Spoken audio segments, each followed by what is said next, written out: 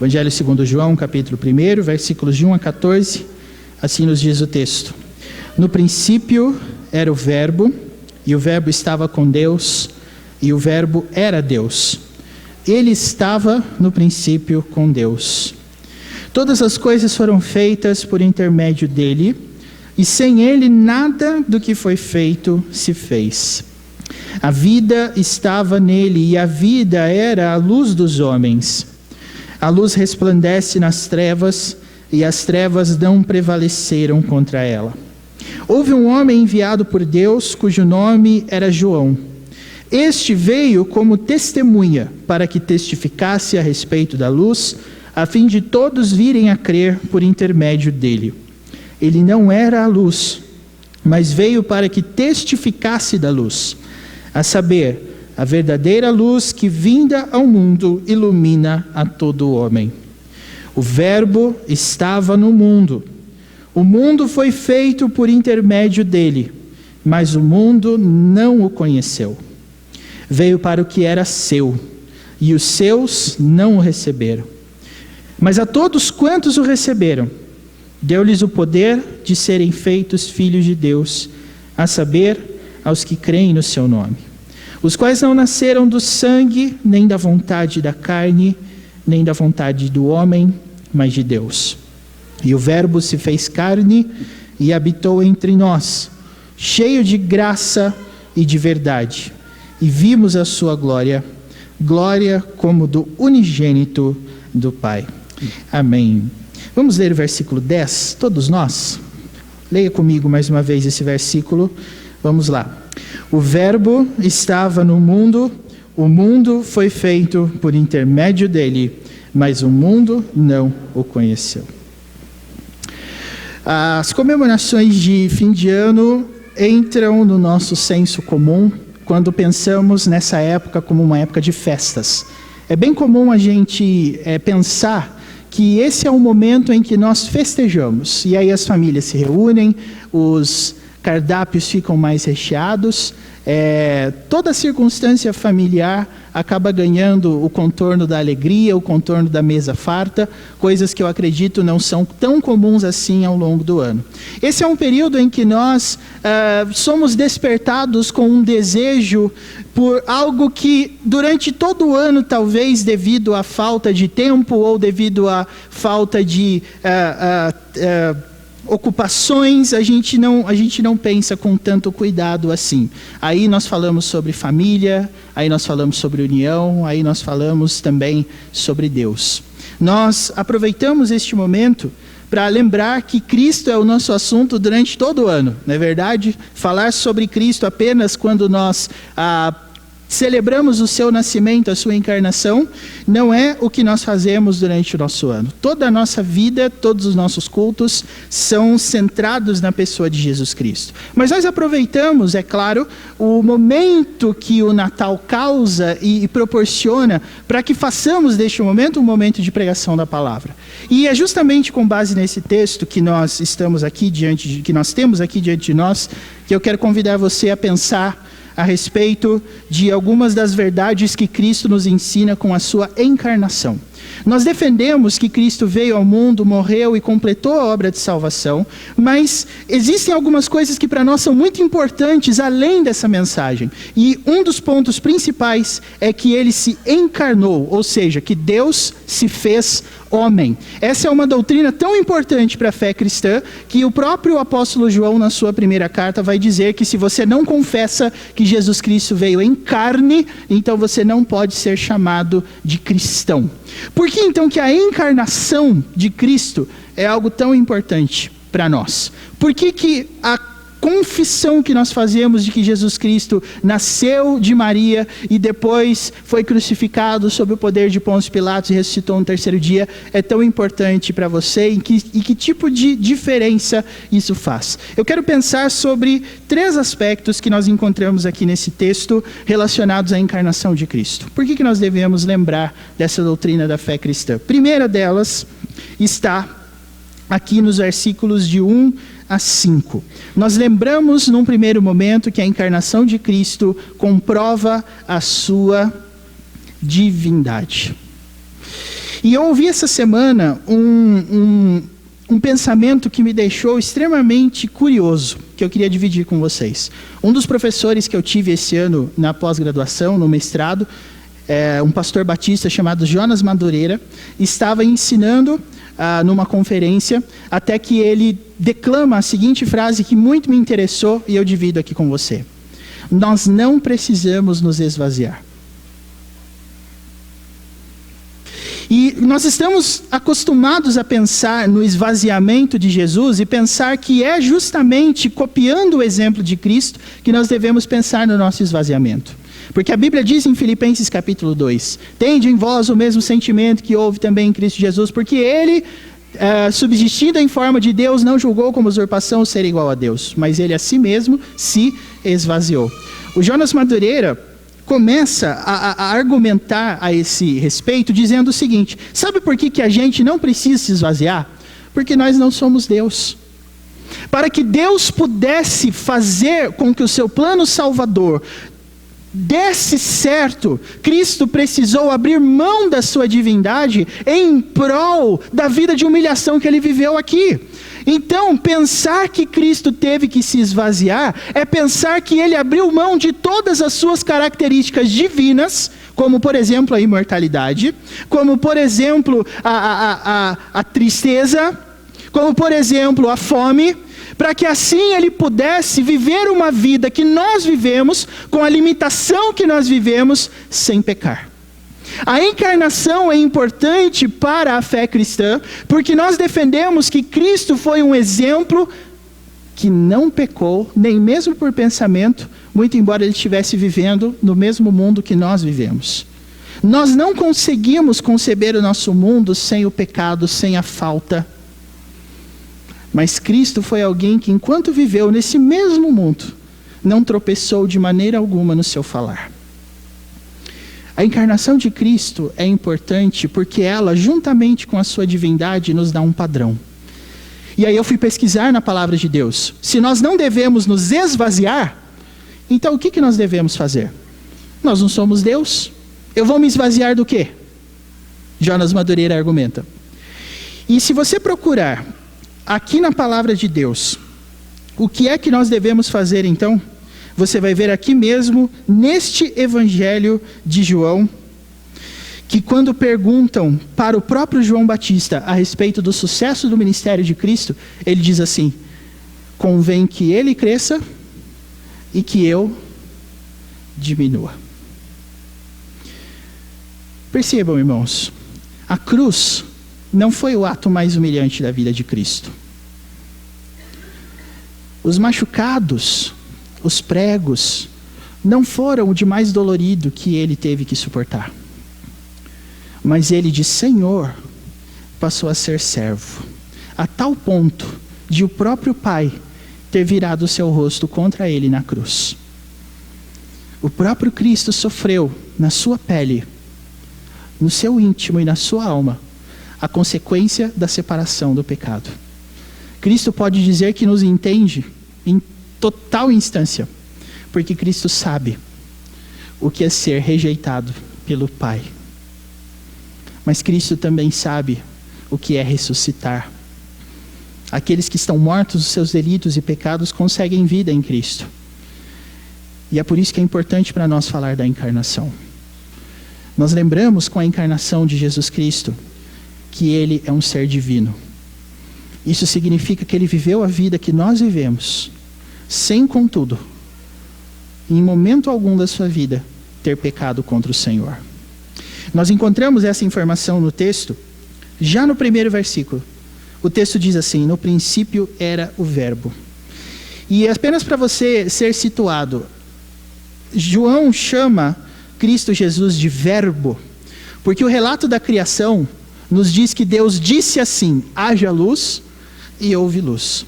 Então, João está dizendo que Jesus é a representação máxima de alguém que segue a vontade de Deus.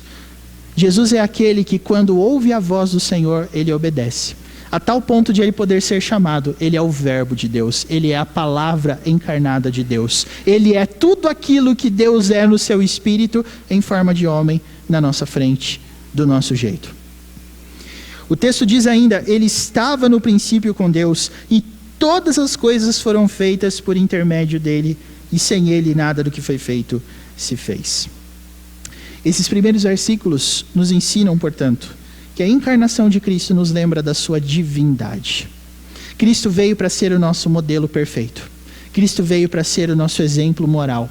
Cristo veio para nos mostrar como se deve viver para a glória de Deus no mundo que nós vivemos hoje. E para viver para a glória de Deus no mundo que nós vivemos hoje, você não precisa de uma mesa farta, você não precisa de luzes, de festividades, mas você precisa de uma vida toda voltada para o Senhor. Um segundo ponto aqui dentro do texto é que a encarnação de Cristo nos ensina que Deus se manifesta. Eu acredito que quando nós pensamos em Deus, nós temos uma grande dificuldade às vezes de identificar a sua voz. Ou mesmo algumas pessoas que costumam dizer que se Deus existe, eu acho que Ele não gosta muito de mim porque Ele não fala comigo. Alguns até reagem com certa estranheza quando a gente costuma falar assim, eu estava certa vez em algum lugar e eu ouvi Deus falando comigo. E algumas pessoas dizem, mas eu nunca soube o que é isso. Eu não sei o que é Deus falar comigo. Outros ainda relacionam a fala de Deus com um momento em que você, tocado por algum tipo de música ou estímulo da mente, começa a sentir coisas e aí nós atribuímos isso a uma ação de Deus. O que eu gosto de perceber nesse texto é que dos versículos 1 a 5, tudo é sobre Cristo. Aí no versículo 6, o evangelista João muda o foco e diz, houve um homem enviado por Deus cujo nome era João. É importante nós perguntarmos que João era esse. Não era o João evangelista, o João discípulo de Cristo, mas João Batista, que era inclusive primo de Jesus. Porque Isabel, a sua mãe, era prima de Maria, que era a mãe terrena de Cristo. Esse João Batista, o texto diz, não era luz, versículo 8, mas ele testifica da luz. E é interessante a gente pensar que no meio de uma fala sobre Cristo, nós temos uma fala sobre um homem, que não era Cristo. Por que o evangelista João segue esse caminho? Para mostrar para você que as manifestações visíveis de Deus não se encontram em momento algum nas experiências sobrenaturais que você pode ter. Mas quando Cristo se revela, quando Cristo revela a sua majestade e a sua glória, Ele faz isso por meio de homens. Ele faz isso por meio de gente de carne e de osso. É por isso, por exemplo, que existem igrejas. Porque os que amam a Cristo e querem ser como Cristo, se reúnem para que um ajude o outro a seguir a essa caminhada. Nós temos a tendência de pensar que o nosso relacionamento com Deus é um relacionamento meramente virtual, onde o que importa é eu e Deus. Eu não preciso de mais ninguém. Sabe que tipo de pessoa que fala isso? A pessoa que não tem interesse em movimentar a sua vida nos termos escritos e expressos da palavra de Deus. Nós vivemos tempos tão difíceis em que a mera advertência é encarada como se fosse um crime. Porque ninguém pode dizer que eu estou errado, que você está errado. Nós temos que nos tolerar, nós temos que nos amar, nós temos que viver dessa forma. Nós temos que viver e deixar as pessoas fazerem aquilo que elas querem. No meio de uma fala sobre Cristo, o evangelista João diz assim, teve um homem da parte de Deus cujo nome era João. Para nós o mais importante aqui não era o seu nome, mas porque o título de João, segundo o versículo 6, é assim, ó, ele era um homem, o quê? Enviado por Deus. Se a encarnação de Cristo nos ensina que Cristo era divino, a segunda lição que nós aprendemos é que a encarnação de Cristo mostra que Ele se revela para mim e para você. Cristo nos alcança. E Ele faz isso por meio de homens, de mulheres que Ele envia. Você pode reparar, a igreja em alguns momentos é um ambiente gostoso. Porque ela promove espetáculos bonitos como esses que nós já vimos. Quem que não gosta de ouvir crianças cantando? Coisa linda, né, gente? Eu passei a minha infância toda cantando em coral infantil. Eu sei como é gostoso a gente se preparar. A diferença é que a minha regente era muito brava. A regente das nossas crianças aqui é boazinha. Pelo menos eu acho, né? Na minha época a senhora era boazinha. Mas em alguns momentos a igreja se torna um ambiente quase insuportável. Quando a gente começa a perceber as pessoas interferindo no nosso estilo de vida, dizendo assim: é melhor você mudar o seu pensamento, é melhor você mudar a sua vida, é melhor você mudar suas atitudes. Você está em desacordo com os princípios da palavra de Deus. Nós estamos procurando igrejas que nos deem uma pretensa liberdade para nós sermos quem nós queremos ser. Mas o que a palavra de Deus diz, meus irmãos, é que Ele nos alcança por meio de homens enviados por Ele. Eles não são a luz, mas o texto diz no versículo 8 assim: Ele não era luz, mas veio para que testificasse da luz. Veja por que Deus envia homens para falar sobre Ele mesmo para nós. Versículo 7 diz assim: Este, falando de João, veio como testemunha, para que testificasse a respeito da luz, a fim de que todos virem a crer por intermédio dele. Perceba que o ato de uma pessoa vir a Cristo envolve ordinariamente alguém que foi atrás dela. É claro que Deus é poderoso para Ele salvar como Ele quiser. Mas o meio ordinário, ou seja, o meio normal que Deus usa para alcançar pessoas, são homens enviados por Ele. E aí eu te pergunto: se a casa de Deus for um lugar onde simplesmente nós estamos vindo para consumir, mas não para experimentar a realidade da comunhão transformadora, eu quero que você saiba que o seu problema principal não são com os homens enviados por Deus que estão aí, mas o seu problema principal é com o próprio Deus. Porque quando a gente fala a respeito da palavra de Deus, nós estamos apenas reproduzindo uma mensagem. Nós não estamos inventando a mensagem. Nós estamos lendo um texto e mostrando para você o que esse texto diz. E isso faz com que eu e você tenhamos que nos questionar em algumas coisas. E o primeiro desses questionamentos que eu quero te propor é assim: como você acha que Deus vai falar com você? Quando você estiver procurando uma orientação, você acha que Deus vai fazer o quê? Ele vai mandar um anjo, que a gente viu hoje de manhã, não tem asa. Anjos não têm asas.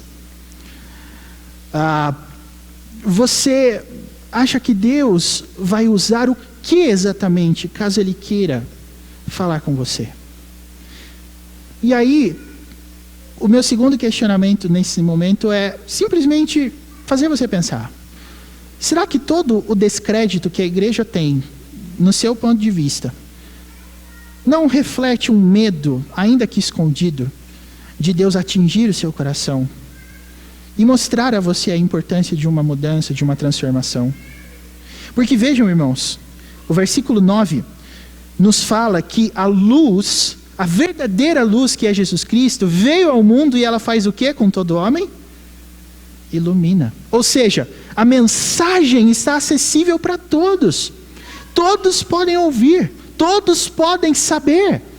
E ela chega a cada um de nós, irmãos, por causa dos homens que Deus envia.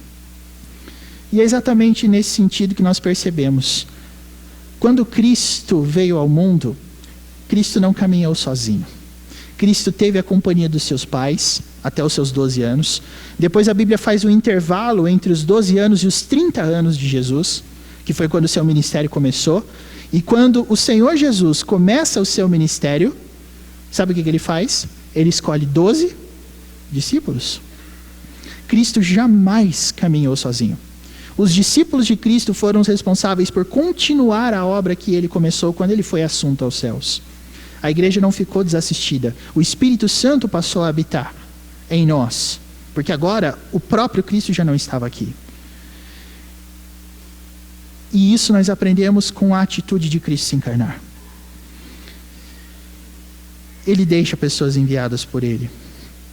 E a terceira e última lição que nós aprendemos com a encarnação de Cristo é que a obra da salvação, irmãos, a obra de redenção, não é definida a partir daquilo que a gente vê. Talvez, num primeiro momento, soe até esquisito a gente dizer que Cristo se fez homem, mas a nossa salvação não é porque nós vemos alguma coisa.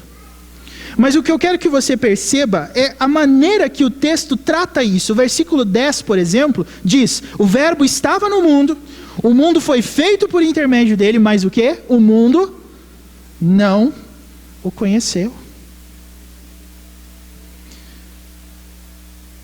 O mundo não o conheceu.